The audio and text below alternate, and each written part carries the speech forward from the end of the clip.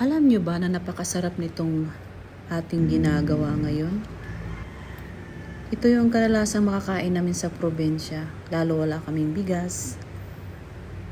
Tara at samahan nyo akong gumawa nitong ating corn cake. Kung tawagin sa amin ay pintos. So una-una, tanggalin lang natin itong balat at huwag natin itong sirain para ito yung ating pambalot mamaya.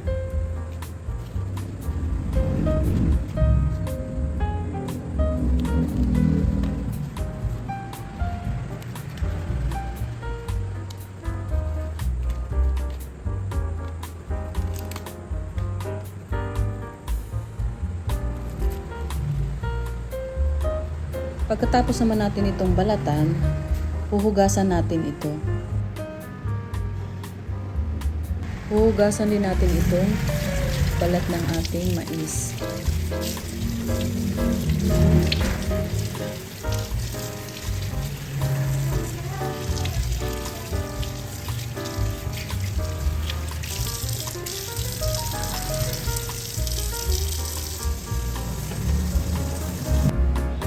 Ito naman yung gagamitin kong pagkayod sa aking mais, o pwede naman gumamit ng food processor or blender para magiging pino yung ating mais.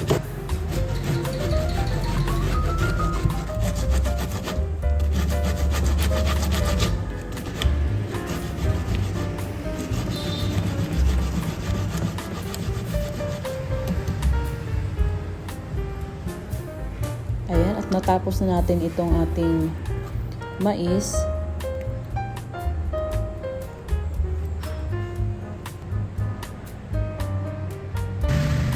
Napakapinong-pino yung ating ginagawa. So, hindi na natin yan na pigain dahil matamis po yung kanyang katas. So, maglalagay ako dito ng harina.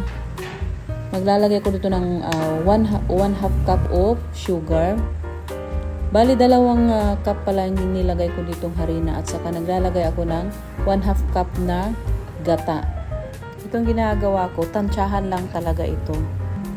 Dahil hindi ako sanay sa mga measurement. Pero actually, minsan nagme-measurement naman ako. Pero sa mga ganitong klaseng pagkain, madali lang siyang tansyahin. So, dito magbabalot na tayo ng ating ginagawang mais. So, ayan, ganyan lang ang pagbalot. Huwag mo lang masyadong punuin para hindi tumago sa magkabilaan.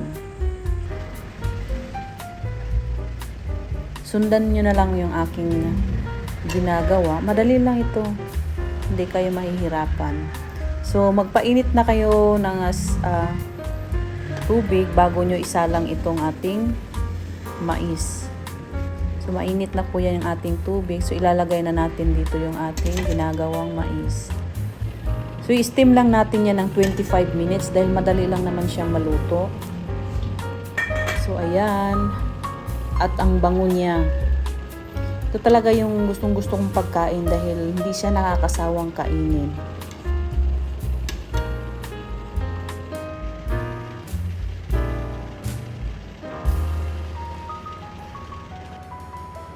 Titikman na natin yung ating ginagawang pintos kung tawagin sa amin ito. Or tinatawag na corn cake.